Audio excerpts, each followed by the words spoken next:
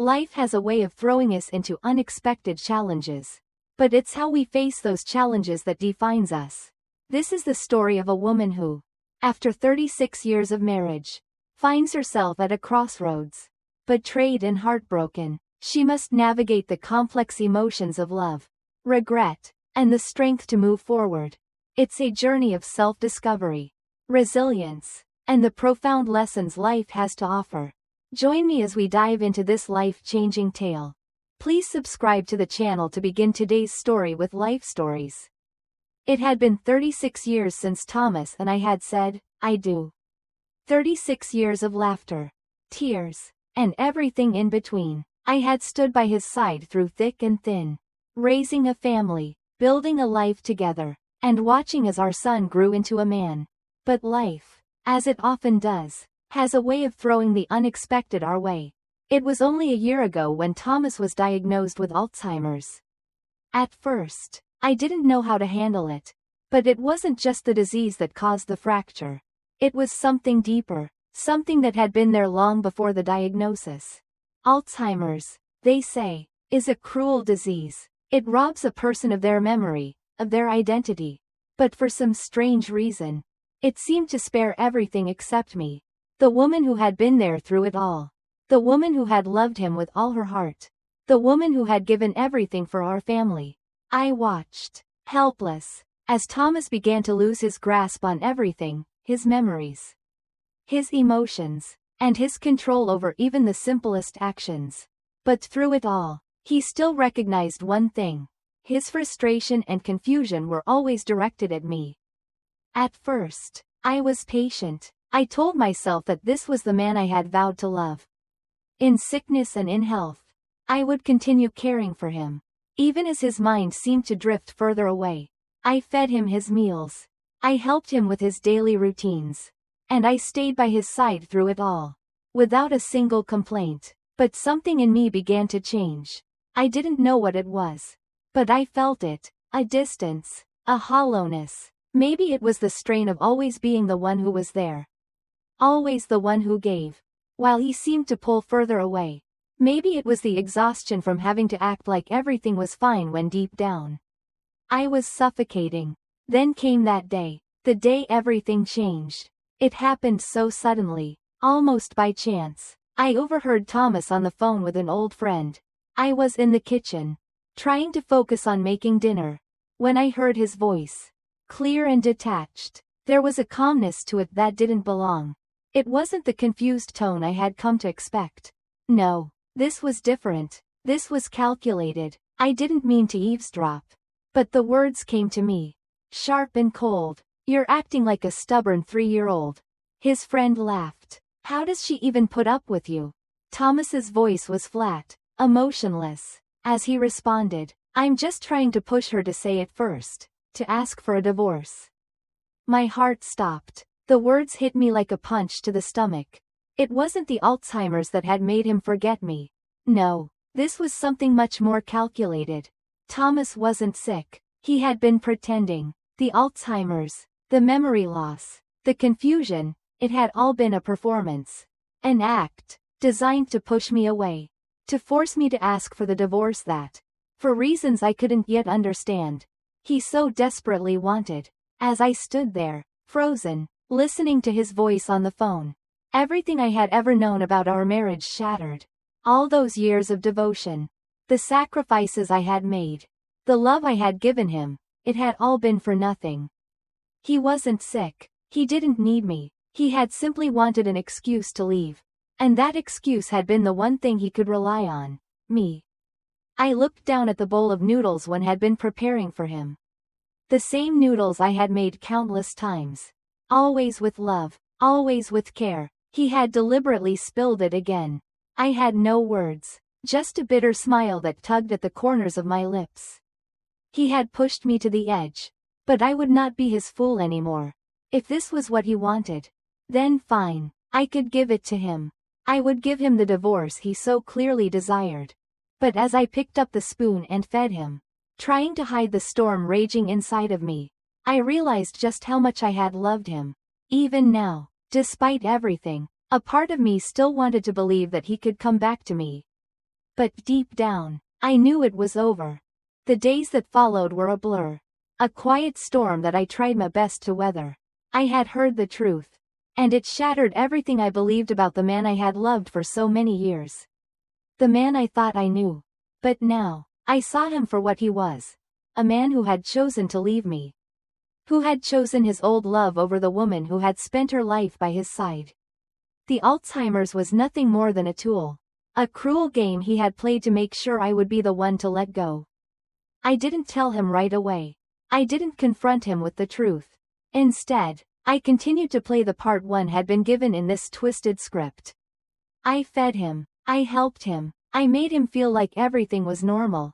But in my heart, I knew the truth. I knew this marriage was already over.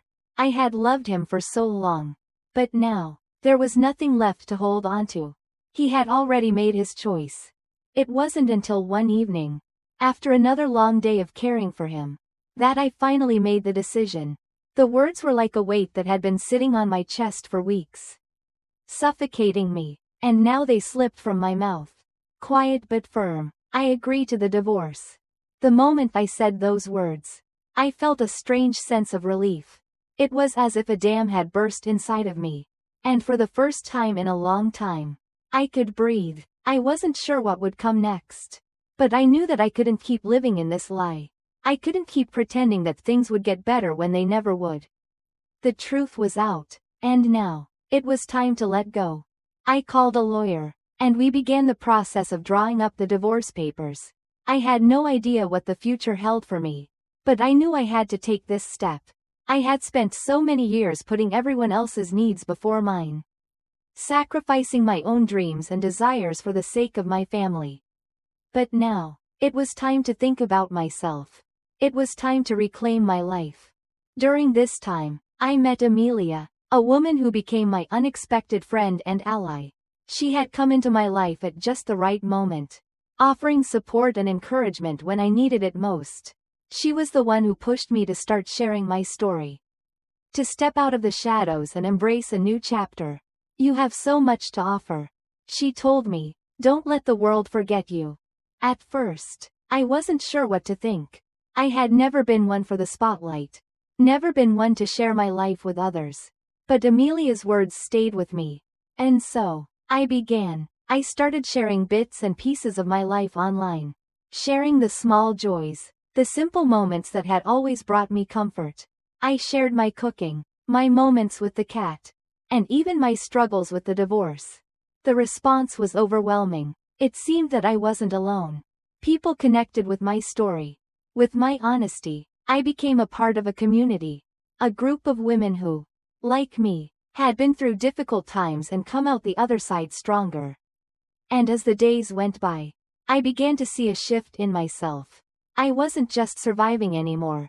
I was thriving. I was finding my own voice. My own path.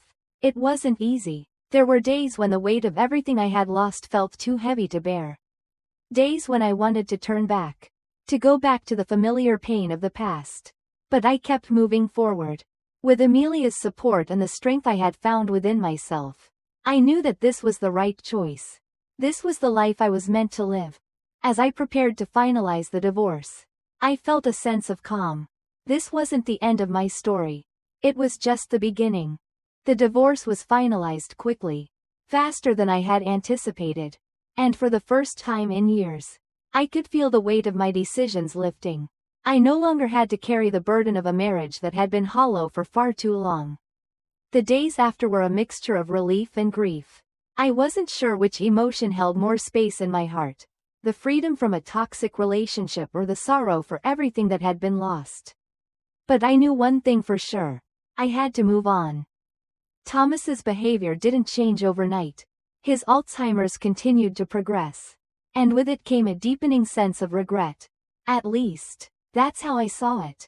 I would hear from Caleb or see the occasional video of Thomas that made my heart break. His mind was slipping further away. And there were moments, rare but unmistakable, when I saw the man I once knew behind the fog of his illness. One evening, as I was scrolling through my phone, I saw a message from Caleb. It was simple, just a short text. Mom, Dad wants to talk to you. He says he's sorry. At first, I didn't know how to respond. My first instinct was to shut the door, to continue walking down the path I had chosen. But there was something in his message, something in the way he said it, that made me pause. I had never stopped loving Thomas. Not completely, but that love had been buried under so much hurt, so much deceit. Could I really let him back in? I decided to visit him. Just once. To hear him out. When I walked into the house, I found him sitting quietly in the living room, staring out the window. He looked so different from the man I had married. His face was thinner, his eyes clouded, and there was a weight to his shoulders that hadn't been there before. But there was something in his gaze when he looked at me. A flicker of recognition, a flicker of the man who had once loved me. "Sarah," he whispered, his voice shaky. "I'm sorry." The words sounded so empty, yet so full of sorrow. I stood there for a moment, unsure of what to say. My heart ached, but I had learned that I couldn't let that pain dictate my decisions anymore. I had spent so many years putting his needs before mine, staying by his side through everything. But now, I had to think about myself. "I know you're sorry, Thomas," I said softly, "but I can't go back. I can't return to a life that wasn't really mine to begin with." For a moment, he looked at me with confusion in his eyes, as if he didn't understand why I couldn't just forgive him and move on.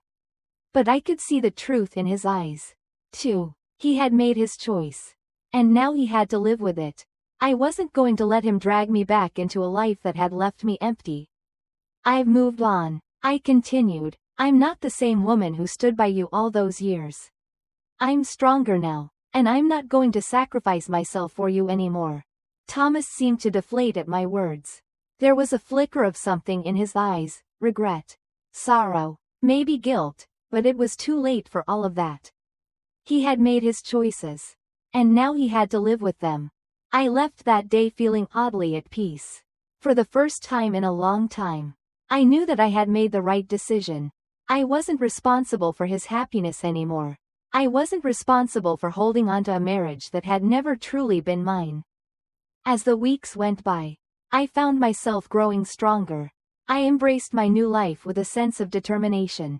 I started focusing on my own dreams, my own desires. I even went back to school, something I had always wanted to do but never had the chance to.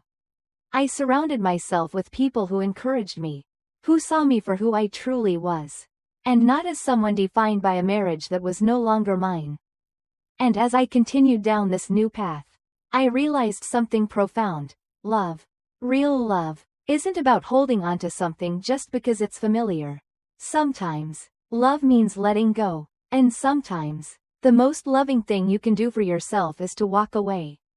As the months passed, my life transformed in ways I never thought possible. I had started to rebuild my world, brick by brick, carving out space for myself that had been long forgotten. The journey wasn't easy, but it was mine. I embraced the quiet moments, the joy in small victories, and even the loneliness that sometimes crept in. Each day felt like a new chapter, one I was writing with my own hands, without anyone else's pen. I took up new hobbies, went on spontaneous trips, and found solace in the simple act of living for myself. The weight of the past, the hurt and betrayal, slowly faded into the background, leaving room for the future. I discovered parts of me I never knew existed, strength I had buried under years of sacrifice, and a peace that had always eluded me. Then one day, as I sat in my cozy apartment, sipping a cup of tea, I reflected on how far I had come. I had found a new community, a group of people who supported and encouraged me. I had started a social media channel, where I shared my life and the lessons I had learned. It became my platform, my voice, a way to reach others who might be going through the same struggles.